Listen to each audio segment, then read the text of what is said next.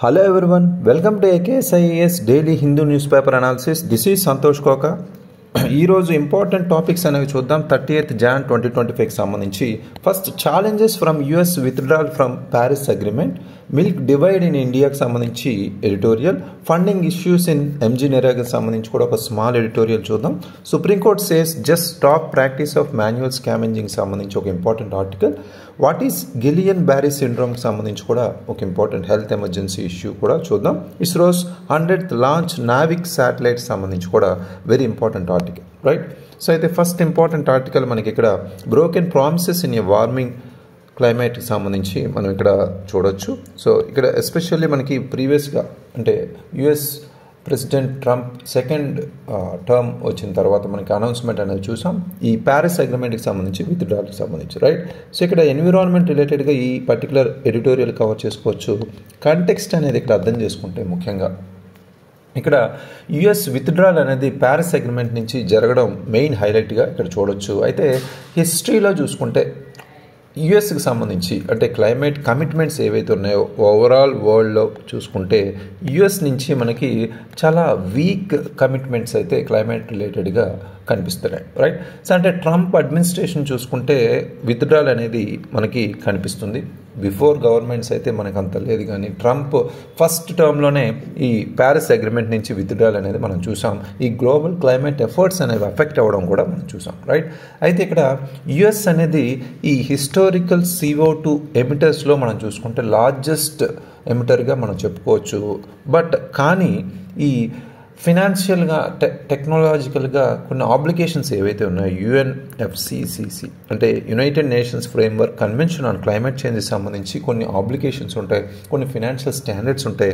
దాన్ని మాత్రం ఇవి యుఎస్ మాత్రం పట్టించుకోవట్లేదు, రైట్? సో ఈ కన్సర్న్లో మనకి ఈ ఇంపార్టెంట్ ఆర్టికల్ అయితే కవర్ చేశారు. ఇక్కడ ముఖ్యంగా బ్యాక్గ్రౌండ్ ఇన్ఫర్మేషన్ మనకి చాలా ఇంపార్టెంట్ ఎగ్జామినేషన్ పర్పస్లో. ఫస్ట్ మనకి ప్యారిస్ అగ్రిమెంట్కి సంబంధించి 2015 మనకి ఎగ్జామినేషన్ రిలేటెడ్గా ఎక్కువగా క్వశ్చన్స్ అయితే వస్తుంటాయి. అయితే ఇది ఒక లీగల్లీ బైండింగ్ ఇంటర్నేషనల్ ట్రీటీగా మనం తీసుకున్నాం. బట్ అంటే గ్లోబల్ వార్మింగ్ లెవెల్స్ ఏవైతే ఉన్నాయో 2 degrees సెంటిగ్రేడ్ కన్నా తక్కువ ఉండాలనే లిమిట్ని మనం పెట్టుకున్నాం. బట్ ప్రిఫరబుల్గా మనం చూసుకుంటే 1.5 degrees సెంటిగ్రేడ్ కూడా అనుకున్నాం, రైట్? సో ఇప్పుడున్న ప్రజెంట్ సర్కమ్స్టాన్సెస్లో 1.5 degrees సెంటిగ్రేడ్ దాన్ని క్రాస్ చేస్తున్నారు అనేది కూడా మనం చూస్తున్నాం. అయితే అన్ని కంట్రీస్ ఇక్కడ మేజర్గా నేషనల్లీ డిటర్మైన్డ్ కాంట్రిబ్యూషన్స్ అంటే ఇక్కడ ఇండివిజువల్ కాంట్రిబ్యూషన్స్ రిలేటెడ్గా ఆ ఎమిషన్స్ రెడ్యూస్ చేయడానికి వాళ్ళు ఫోకస్ చేస్తున్నారు.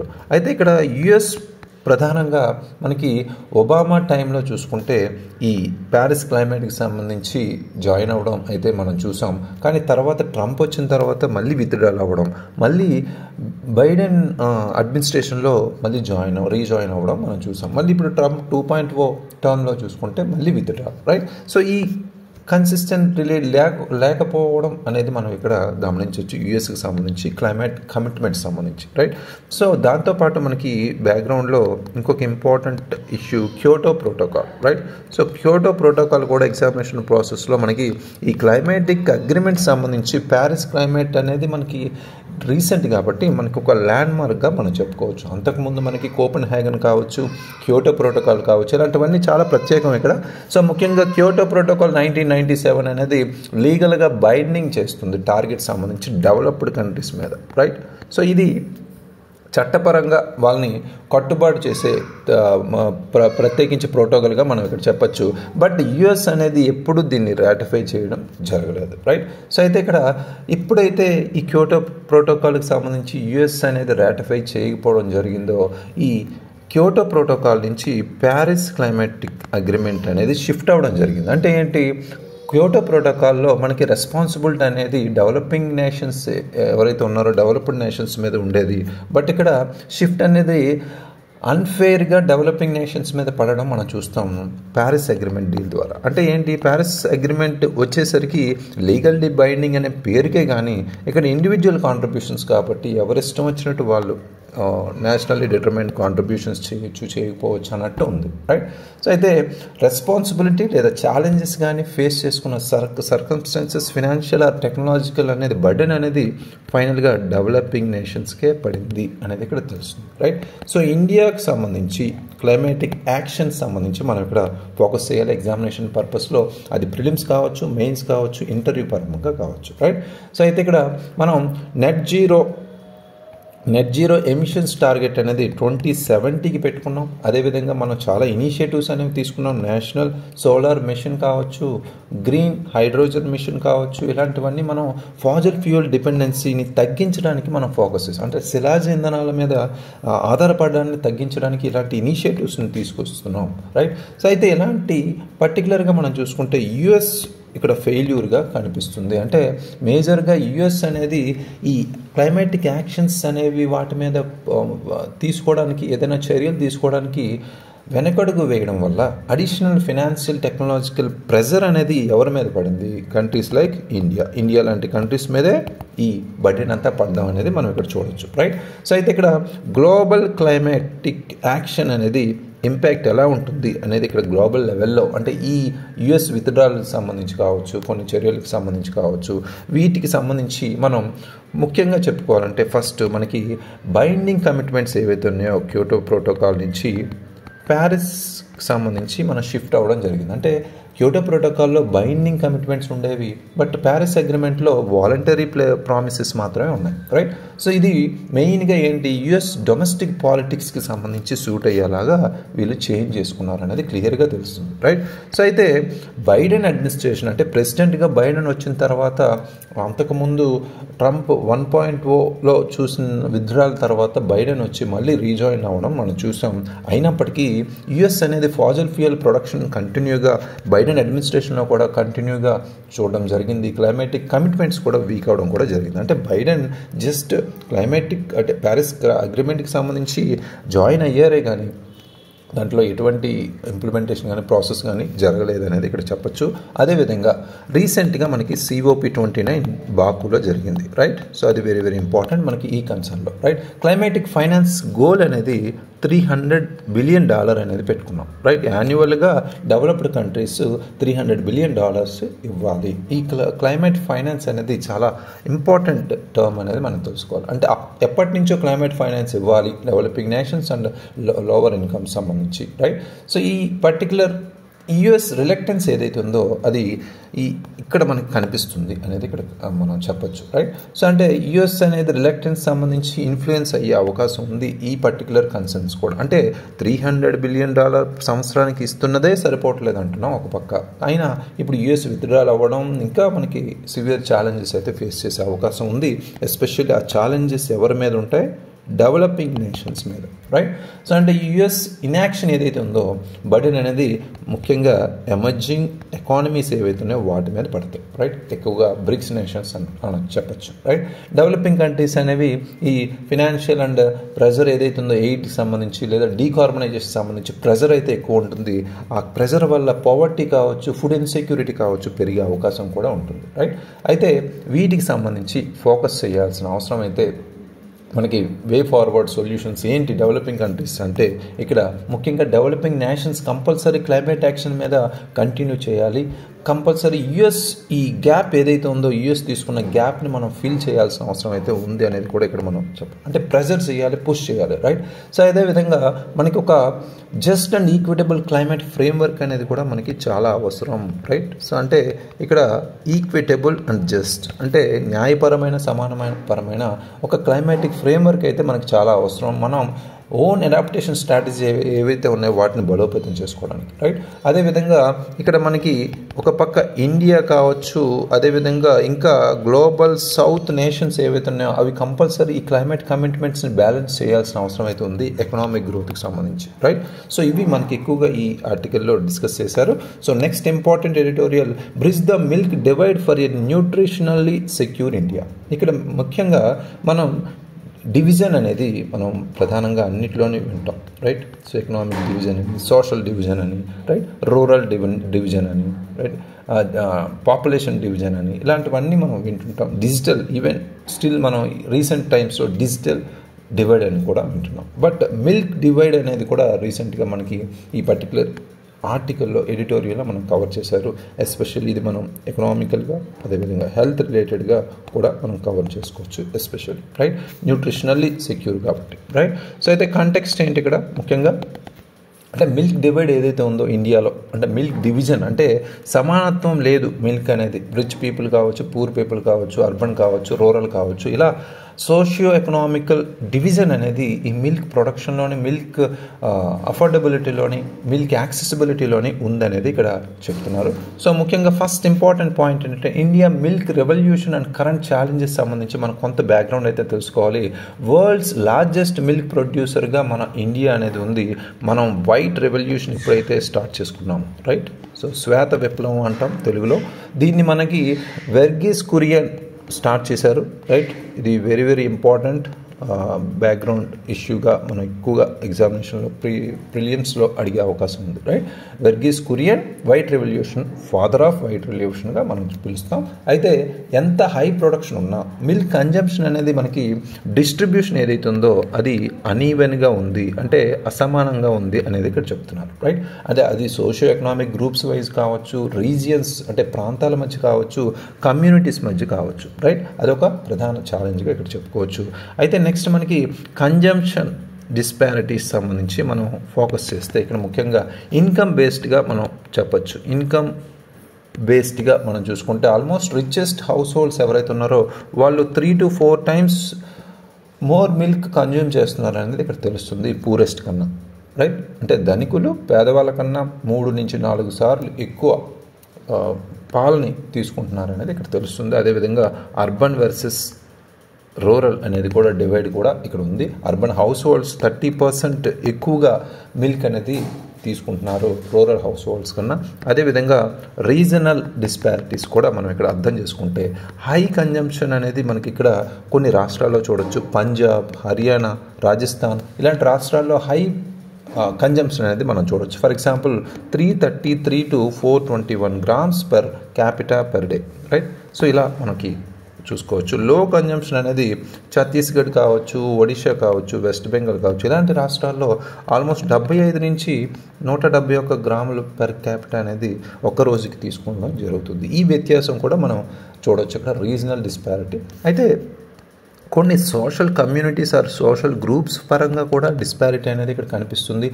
ఫర్ ఎగ్జాంపుల్ షెడ్యూల్ ట్రైబ్స్ ఎవరైతే ఉన్నారో వాళ్ళు ఆల్మోస్ట్ మిగతా జనరల్ కేటగిరీస్ కన్నా 4 లీటర్ల తక్కువ పాలన తీసుకుంటున్నారు యాన్యువల్గా మనకి ఇక్కడ కనిపిస్తుంది, రైట్? సో ఇది compare to general category house హోల్డ్స్గా మనం చెప్పచ్చు. అంటే ఈ వ్యత్యాసాలు అనేవి not only income based, not only urban rural రీజనల్గా, రైట్? సో అంటే సోషల్ గ్రూప్స్ మధ్యలో కూడా డివిజన్ అనేది ఉందనేది తెలుస్తుంది. అయితే ఛాలెంజెస్ ఏమున్నాయి ఈ మిల్క్ని యాక్సెస్ చేయడానికి?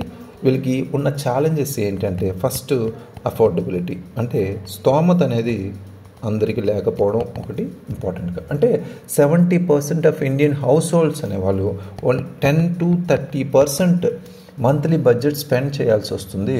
వాళ్ళ రికమెండెడ్ ఇంటేక్ ఎంత? ఒక రోజుకి 300 grams వాళ్ళు తీసుకోవాల్సిన రికమెండేషన్ ఏదైతే ఉందో దాన్ని మీట్ అవ్వాలంటే ఆల్మోస్ట్ వాళ్ళకి వచ్చిన మంత్లీ బడ్జెట్లో 10 నుంచి 30% వాళ్ళు కేటాయించాల్సి వస్తుంది. అదొక ఇంపార్టెంట్ ఫ్యాక్టర్. అదేవిధంగా హెల్త్ కన్సర్న్స్ తీసుకొచ్చిన, అంటే తక్కువ మిల్క్ తీసుకున్న వాళ్ళు లేదా అసలు మిల్కే చేతికి వాళ్ళు వాడని వాళ్ళు లేదా తాగని వాళ్ళు ఇక్కడ ముఖ్యంగా చూసుకుంటే వాళ్ళు అండర్ న్యూట్రిషన్ రావచ్చు, పూర్ ఎస్పెషల్లీ, రైట్?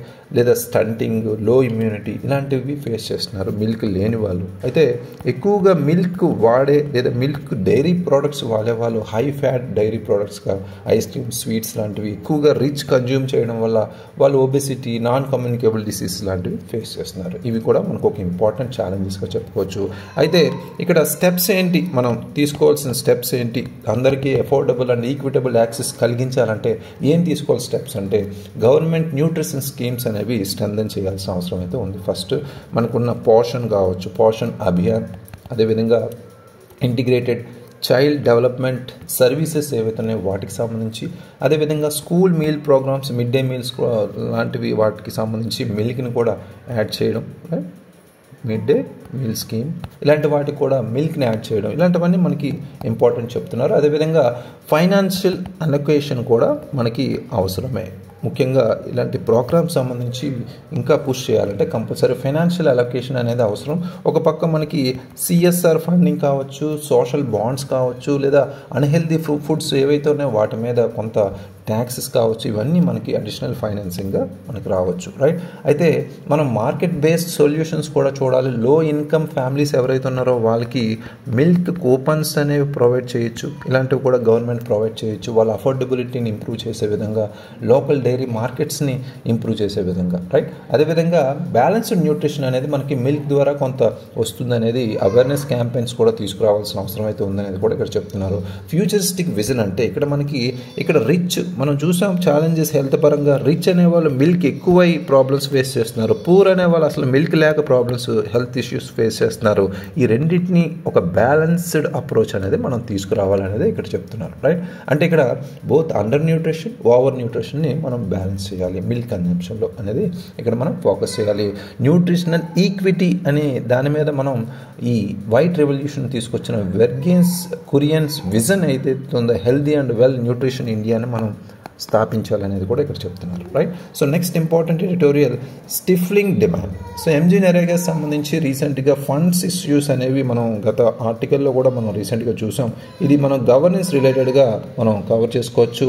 ముఖ్యంగా ఇక్కడ కంటెక్స్ట్ ఏంటి అంటే ఎంజీ నరేగా సంబంధించి మనం వెల్ఫేర్ ప్రోగ్రామ్గా మనం 100 days guarantee employment per year to rural house హోల్డ్స్గా మనం తీసుకెళ్తున్నాం.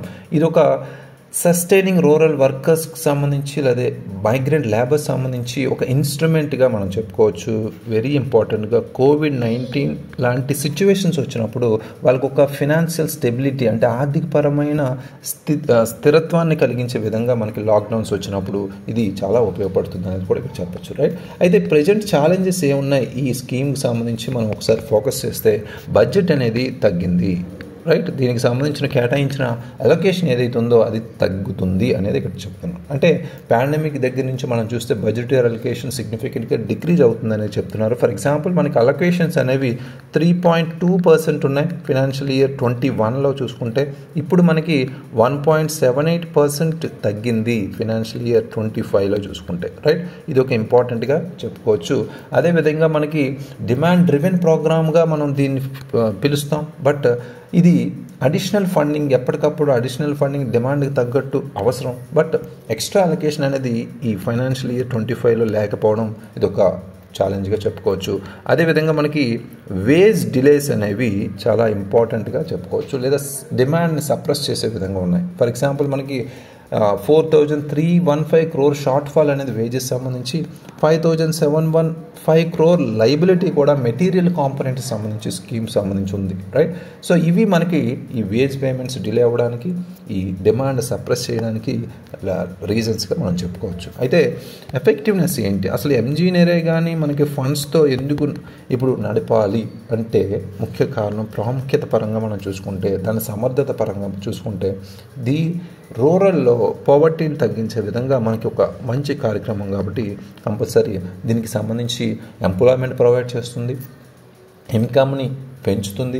అదేవిధంగా విలేజ్ ఇన్ఫ్రాస్ట్రక్చర్ని క్రియేట్ చేసే విధంగా for example roads, water conservation structures, irrigation canals వీటన్నిటికీ ఈ స్కీమ్ ప్రథమంగా ఉపయోగపడుతుంది కాబట్టి దానికి సంబంధించి కేటాయింపులు అయితే కరెక్ట్గా ఉండాలనేది కూడా చెప్తున్నారు. అయితే అకాడమిక్ స్టడీస్ సంబంధంగా చూసుకుంటే రూరల్ డెవలప్మెంట్ అనేది దీని చేతిలో ఉందనేది కూడా చెప్తున్నారు. అదేవిధంగా ఎకనామిక్ ఎంపవర్మెంట్ అంటే గ్రామీణ ప్రాంతాల్లో ముఖ్యంగా గ్రామీణ కమ్యూనిటీస్లో ఎకనామిక్ డెవలప్మెంట్ కూడా ఎంపవర్మెంట్ కూడా దీని ఫోకస్డ్గా మనం తీసుకెళ్ళచ్చు అనేది కూడా చెప్తున్నారు. అయితే ఏ కీ ఇష్యూస్ ఉన్నాయి మనం అడ్రస్ చేయాల్సింది, గవర్నమెంట్ ఏం చేయాలి ఇప్పుడు అంటే వేజ్ అడ్జస్ట్మెంట్ అనేది చాలా అవసరం, రైట్. వేజ్ అడ్జస్ట్మెంట్ అనేది చేయాల్సి ఉంది. అంటే వేజ్ గ్యాప్స్ ఏవైతున్నాయో వాటిని అడ్జస్ట్ చేయాల్సిన అవసరం అయితే ఉంది. ఇన్ఫ్లేషన్ ఏ విధంగా ఉందో వాటికి సంబంధించి వేజెస్ని అడ్జస్ట్ చేసి అడక్వేట్ రిసోర్సెస్ అడక్వేట్ ఫండ్ని ప్రొవైడ్ చేయాలి. అదేవిధంగా టెక్నాలజీ ఇంటిగ్రేషన్ కూడా మనకి చాలా అవసరం ఈ పర్టికులర్ స్కీమ్ గురించి, రైట్. ఎందుకంటే ఆధార్ బేస్డ్ పేమెంట్ సిస్టమ్ అవసరం. అదేవిధంగా జాబ్ కార్డ్స్ కూడా ప్రొవైడ్ చేయాలి ఎఫిషియెంట్ ఇంప్లిమెంటేషన్ కోసం, రైట్. రికమెండేషన్స్ ఏమున్నాయంటే కంపల్సరీ గవర్నమెంట్ అనేది ఫండ్స్ని ఇంక్రీజ్ చేయాలి. గవర్నమెంట్ యాటిట్యూడ్ ఏదైతే ఉందో ఎంజీ నరేగాస్ మీద దాన్ని రీఇవాల్యుయేట్ చేసుకోవాలనేది కూడా కొంతమంది ఎక్స్పర్ట్స్ అయితే కోరుతున్నారు. ఒక సబ్స్టాన్షియల్ అలొకేషన్ అయితే ఫ్యూచర్ యూనియన్ బడ్జెట్స్లోనైనా దీనికి ఇస్తారని ఆశిస్తూ చాలామంది డిమాండ్ చేస్తున్నారు, right. So next important article, supreme court orders complete stop on practice of manual scavenging in 6 metros. ఇది very very important topic related to social justice, right.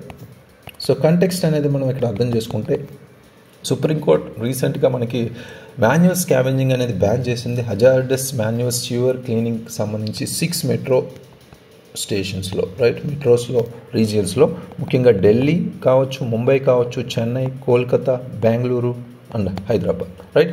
ఈ 6 మెట్రో సిటీస్లో ఈ మాన్యువల్ స్కావెంజింగ్ ఏదైతే ఉందో దాన్ని బ్యాన్ చేయాలని, కంప్లీట్ బ్యాన్ చేయాలని కోరడం జరిగింది. ఈ కోర్టు కూడా స్టేట్ అఫీషియల్స్ ఎవరైతే ఉన్నారో ఒక అఫిడవిట్ అయితే February 13 లోపు ప్రొవైడ్ చేయాలనేది కూడా, సబ్మిట్ చేయాలనేది కూడా కోర్టు డైరెక్ట్ చేసింది. ఎప్పుడు వీళ్ళు ఈ స్టాప్ చేస్తారు, అదేవిధంగా ఏ విధంగా స్టాప్ చేస్తారు, ఈ మాన్యువల్ స్కావెంజింగ్ నిరోధిస్తారు అనేది కూడా చెప్పాలి ఆ అఫిడవిట్లో, రైట్. సో అయితే బ్యాక్గ్రౌండ్ ఇన్ఫర్మేషన్ మనం ఇక్కడ కవర్ చేసుకోవాలంటే, అసలు మాన్యువల్ స్కావెంజింగ్ అంటే ఏంటి అంటే, హ్యూమన్ ఎక్స్క్రేటరా ఏదైతే ఉందో, అంటే డ్రై లెట్రిన్స్ కావచ్చు, సియోర్స్ కావచ్చు, సెప్టింగ్ ట్యాంక్స్ కావచ్చు, వాళ్ళ లోపలికి వెళ్ళి మనుషులు క్లీన్ చేయడం మనం చూస్తాం. అసలు నార్మల్గానే మనం ఒక వాటర్ సబ్స్టెన్స్లో కొంత స్విమ్మింగ్ పూల్ కావచ్చు, బావిల్లో కావచ్చు, ఇలాంటి వాటిలో మనం వెళ్ళి బయటికి రావడం అంటే కొంత వాటర్లోనే చాలా ఇబ్బంది పడతాం జనరల్గా. అసలు మాన్యువల్ స్కావెంజింగ్లో వాళ్ళు ఎంత ఇబ్బంది పడతారో, ఆ స్మెల్ కావచ్చు, వాటి వల్ల వచ్చే హెల్త్ హజార్డ్స్ కావచ్చు, వీటికి సంబంధించి ప్రాపర్ సేఫ్టీ లేకపోవడం కూడా ఒక సమస్యగా ఇక్కడ మనం చెప్పుకోవచ్చు. అదేవిధంగా దీన్ని మనం 2013 చట్టం ద్వారా బ్యాన్ చేసాం. కానీ ఇంకా మనకి ఆ మెకనైజేషన్ ప్రాసెస్ లేకపోవడం, క్యాస్ట్ బేస్డ్ డిస్క్రిమినేషన్ ఇంకా నడవడం ఇండియాలో ముఖ్యంగా కారణంగా ఇంకా కొనసాగుతుంది అనేది ఇక్కడ చాలా ఇబ్బందికర సవాళ్ళు అయితే ఫేస్ చేస్తున్నారు. అయితే మనకున్న లెజిస్లేషన్స్ ఏంటి, అదేవిధంగా తీసుకున్న మెజర్స్ ఏంటి ఇప్పటి వరకు ఇండియాలో అనేది మనం ఇక్కడ మాట్లాడుకుంటే, ముఖ్యంగా ఫస్ట్ మనకి prohibition of employment as manual scavenger and their rehabilitation యాక్ట్ని మనం ఇక్కడ 2013ని చెప్పుకోవాలి ఇంపార్టెంట్గా. ఇది ఈ ప్రాక్టీస్ ఏదైతే ఉందో మాన్యువల్ స్కావెంజింగ్ని ఎలిమినేట్ చేస్తుంది. అదేవిధంగా వాళ్ళకి రిహాబిలిటేషన్ కూడా, పునరావాసం కూడా కల్పించే విధంగా ఇది చూస్తుంది. నెక్స్ట్ మనకి దీంతోపాటు మనకు ఒక సఫాయి మిత్ర సురక్ష ఛాలెంజ్ అనేది కూడా ఉంది, రైట్. అది కూడా మనకి వెరీ వెరీ ఇంపార్టెంట్. ఇక్కడ 2020లో దీన్ని తీసుకొచ్చారు. ఇది మెకనైజ్డ్ క్లీనింగ్ ఆఫ్ స్యూవర్స్ కావచ్చు, సెప్టిక్ ట్యాంక్స్ కావచ్చు, వాటిని ప్రమోట్ చేయడానికి దీన్ని తీసుకొచ్చారు, రైట్. సఫాయి మిత్ర సురక్ష ఛాలెంజ్ అనేది చాలా ఇంపార్టెంట్, రైట్. ఈ 2 ఇనిషియేటివ్స్ తీసుకొచ్చారు. అయితే గవర్నమెంట్ స్టాండ్ ఏంటి అనేది ఈ పర్టికులర్ ఇష్యూ సంబంధించి సుప్రీంకోర్టు ప్రొవైడ్ చేసిన ఆర్డర్స్ సంబంధించి చూసుకుంటే, సెంటర్ రిపోర్ట్ చేసింది ఏంటంటే, ఆల్మోస్ట్ ఇప్పుడున్న 775 డిస్ట్రిక్ట్స్ సంబంధించి మనం చూసుకుంటే, అందులో 465 డిస్ట్రిక్ట్స్లో అసలు మాన్యువల్ స్కావెంజింగ్ కేసెస్ లేవని చెప్తుంది. బట్ ఈ డేటా అంత ప్రాపర్గా కరెక్టా కాదా అనేది ఇక్కడ తెలియట్లేదు. అంటే ల్యాక్ ఆఫ్ మానిటరింగ్ కమిటీస్ వల్ల ఇది ఇన్యాక్యురేట్ అని చాలామంది చెప్తున్నారు. అయితే ఇక్కడ సుప్రీంకోర్టు ప్రీవియస్ అబ్జర్వేషన్స్ కూడా మనం చూస్తే, అక్టోబర్ 2023లోనే సుప్రీంకోర్టు అనేది డైరెక్షన్స్ అనేవి ఇష్యూ చేసింది యూనియన్ అండ్ స్టేట్ గవర్నమెంట్స్కి, ఈ కంప్లీట్గా ఈ మాన్యువల్ స్కావెంజింగ్ని బ్యాన్ చేయాలి అనేది, రైట్. సో అయితే కోర్టు అబ్జర్వ్ చేసిన కొన్ని ఇష్యూస్ సంబంధించి చూసుకుంటే, ఈ ప్రివెన్షన్ ఆఫ్ మన employment as manual scavengers and their rehabilitation act ఏదైతే ఉందో 2003కి సంబంధించి ఇంకా కంటిన్యూ అవుతుంది. దానివల్ల చాలా మరణాలు కూడా ఏర్పడుతున్నాయి అనేది కూడా కోర్టు అబ్జర్వ్ చేయడం జరిగింది. అందుకనే ఈ డెసిషన్ తీసుకుని వితిన్ షార్ట్ టైం వెంటనే ఇమీడియట్గా కంప్లీట్ 6 మెట్రో స్టేషన్స్లో, మెట్రో డిస్ట్రిక్ట్స్లో, సిటీస్లో ఇవి కంపల్సరీ నిర్మూలించాలనేది కూడా చెప్పారు. అయితే ఛాలెంజెస్ ఏమున్నాయి వీటిని ఎరాడికేట్ చేయడానికి, అసలు స్టేట్స్ ఎందుకు వీటిని ఎలిమినేట్ చేయట్లేదు, ఎరాడికేట్ చేయట్లేదు అంటే, ఫస్ట్ మనకి ల్యాక్ ఆఫ్ ఎన్ఫోర్స్మెంట్, రైట్. అంటే మనకి చట్టాలు, ఈ చట్టమే కాదు, మన స్కీమ్ తీసుకొచ్చినా, చట్టం తీసుకొచ్చినా, విధానం తీసుకొచ్చినా, అది మెయిన్ ఇంప్లిమెంటేషన్ అనేది చాలా లూప్ హోల్స్ ఉంటాయి, రైట్. వాటి మీదే మొత్తం మన గవర్నెన్స్ అనేది డిపెండ్ అయి ఉంది. కాబట్టి అది పూర్ ఇంప్లిమెంటేషన్ ఎప్పుడైతే ఉందో పరిస్థితి ఇలానే ఉంటుంది, రైట్. సో అదేవిధంగా సోషల్ స్టిగ్మా అనేది కూడా మనకి చాలా అవసరం. ముఖ్యంగా చాలా వర్కర్స్ ఇక్కడ మార్జినలైజ్డ్ దళిత్ కమ్యూనిటీస్ ఉండడం వల్ల డిస్క్రిమినేషన్ అనేది ఫేస్ చేయడం, ఈ సొసైటీలో ఉన్న స్టిగ్మా, కళంకం అనేది అలా ఉండిపోవడం కూడా ఒక ప్రధాన కారణం. అదేవిధంగా ఎకనామిక్ డిపెండెన్సీ కూడా మనకి ఇంపార్టెంట్ కాదు. అంటే చాలా వర్కర్స్ ఆల్టర్నేటివ్ లైవ్లీహుడ్ ఆప్షన్స్ లేకపోవడం వల్ల కూడా ఇది కంటిన్యూ చేయాల్సిన అవసరం అయితే వస్తుంది. అయితే మనం ఏం చేయాలి క్వశ్చన్ మార్క్. ఇక్కడ గవర్నమెంట్ కావచ్చు, ప్రజలు కావచ్చు, సుప్రీంకోర్టు చెప్పిన ఆర్డర్స్ సంబంధించి మనం చేయాల్సింది strict implementation of the 2013 act, right. ఆ యాక్ట్ని ప్రాపర్గా అమలు చేయాలి, అదొక ఇంపార్టెంట్ పాయింట్. అదేవిధంగా మెకనైజేషన్ అనేది ఇంపార్టెంట్. ఈ సెప్టింగ్ ట్యాంక్లు క్లీన్ చేయడం వీటిని మనం టెక్నాలజీ ఉపయోగించుకొని మెకనైజేషన్ అనేది చాలా అవసరం అనేది. ఫర్ ఎగ్జాంపుల్ రోబోటిక్ ఎక్విప్మెంట్ మనకి ఏదైతే ఉందో బండికూట్ రోబోట్స్ అనేవి మనకు ఉన్నాయి, రైట్. ఇది మనకి మేక్ ఇన్ ఇండియా కావచ్చు, స్వచ్ఛ భారత్ అభియాన్ కావచ్చు, వీటి అండర్టేకింగ్లో మనం తీసుకొచ్చారు బండికూట్ రోబోట్స్. ఇలాంటి వాటిని మనం ఈ అందరికీ సప్లై చేసి మెకనైజేషన్ ఆఫ్ సియూర్ క్లీనింగ్ అనేది స్టార్ట్ చేయాలి. అదేవిధంగా స్కిల్ డెవలప్మెంట్ కావచ్చు, ఆల్టర్నేట్ ఎంప్లాయ్మెంట్ కావచ్చు, ఈ మాన్యువల్ స్కావెంజర్స్కి సంబంధించి ప్రొవైడ్ చేయాల్సిన అవసరం అయితే ఉందనేది కూడా చెప్తున్నారు, right. So next important article, Maharashtra reports 2 Guillain Barre deaths, 16 fresh cases, right. So ఇక్కడ మనం హెల్త్ రిలేటెడ్గా ఈ ఆర్టికల్ అయితే కవర్ చేసుకుంటాం. ఇక్కడ ప్రాపర్గా కంటెక్స్ట్ అనేది అర్థం చేసుకుంటే గిలియన్ బ్యారీ సిండ్రోమ్ అనేది ఒక అవుట్బ్రేక్గా మహారాష్ట్రలో కేసెస్ అనేవి ఎక్కువగా రైజ్ అవుతున్నాయి. ముఖ్యంగా ఆల్మోస్ట్ 127 టోటల్ కేసెస్ రిపోర్ట్ అయితే అందులో 2 డెత్స్ కూడా మనం చూసాం, రైట్. అయితే ఇది జీబీఎస్ అనేది అంటే గిలియన్ బ్యారీ సిండ్రోమ్ అనేది ఒక రేర్ న్యూరలాజికల్ డిసార్డర్గా చెప్తున్నారు. అంటే నరాలకు సంబంధించిన డిసార్డర్. ఇది ఇమ్యూన్ సిస్టమ్ని వీక్ చేసి అటాక్ చేస్తుంది. ఫర్ ఎగ్జాంపుల్ నర్వ్స్ని ఎప్పుడైతే అటాక్ చేస్తుందో రోగనిరోధక శక్తి తగ్గిపోతూ ఆల్మోస్ట్ ఇన్ఫెక్షన్ సంబంధించి రావచ్చు. అదేవిధంగా రిమైనింగ్ పార్ట్స్ ఏవైతే ఉన్నాయో వాటన్నిటిని కొలాప్స్ చేయొచ్చు, పెరాలసిస్ రావచ్చు, ఇలాంటివన్నీ జరిగే ప్రమాదం ఉంది. ఇది చాలా సివియర్. బట్ బ్యాక్గ్రౌండ్ రిలేటెడ్గా మనం తెలుసుకోవాల్సింది అసలు గిలియన్ బ్యారీ సిండ్రోమ్ అంటే ఏంటి. ఇది వైరల్ ఆర్ బ్యాక్టీరియల్ ఇన్ఫెక్షన్స్గా చెప్తున్నారు. గ్యాస్ట్రో ఎంటరైటిస్, రెస్పిరేటరీ ఇన్ఫెక్షన్స్ కావచ్చు, వ్యాక్సినేషన్ సంబంధించి కావచ్చు, కొంత లింక్ అయి ఉంటాయి. ఇండియాలో చూసుకుంటే అకేషనల్గా ఇవి క్యాంపీలో బ్యాక్టీరియా లేదా నోరో వైరస్ సంబంధించి ఇక్కడ చెప్తున్నారు. అయితే ఈ కేసెస్ సంబంధించి మనం అక్కడ పక్కన పెడితే జీబీఎస్ అనేది ముఖ్యంగా పారాలసిస్ని కాజ్ చేసే అవకాశం ఉంది. వీక్నెస్తో స్టార్ట్ అవుతుంది. ఫస్ట్ మనకి పార్ట్స్లో అన్ని బాడీ పార్ట్స్లో కొంత వీక్నెస్ అనేది స్టార్ట్ అవుతూ నెమ్మదిగా రెస్పిరేటరీ ఫెయిల్యూర్ అనేది జరుగుతుంది సివియర్ కేసెస్లో, రైట్. సో ఇది కొంత పారాలసిస్ స్టార్ట్ అయ్యి ఇలాంటివన్నీ ఇబ్బందులు అయితే ఎదుర్కోవచ్చు. అయితే ఈ సిండ్రోమ్ అనేది మనకి హిస్టారికల్గా చూసుకుంటే ఫ్రెంచ్ న్యూరాలజిస్ట్ ఎవరైతే ఉన్నారో Georges Guillain and Jean Barre names పేరు మీదుగా పెట్టారు. వీళ్ళు ఫస్ట్ 1916లో ఈ పేరుని కనిపెట్టారు, రైట్, ఈ వ్యాధిని. కానీ ఎగ్జాక్ట్ రీజన్ అయితే ఎవరు చెప్పట్లేదు ఇప్పటి వరకు. అంటే ఒక మెడికల్ ఎమర్జెన్సీగానే ఇది చెప్పారు, కానీ కొన్ని సిమ్టమ్స్ కొంత వర్స్ట్ పొజిషన్లో ఉండొచ్చు, దీన్ని పారాలసిస్ దారి తీయచ్చు, లేదా సివియర్ కాంప్లికేషన్స్ ఎదురవ్వచ్చు అని చెప్తున్నారు. కానీ అసలు కారణం ఏంటి అనేది కూడా చెప్పట్లేదు, రైట్. సో అయితే ఇక్కడ ముఖ్యంగా మనకి జోగ్రఫికల్ డిస్ట్రిబ్యూషన్ సంబంధించి మనం ఇక్కడ మాట్లాడుకుంటే ముఖ్యంగా ఇక్కడ మహారాష్ట్రలో చూసుకుంటే పూణేలో ఎక్కువగా కేసులు నమోదవుతున్నాయి. పూణే మున్సిపల్ కార్పొరేషన్ కూడా చెప్పడం జరిగింది.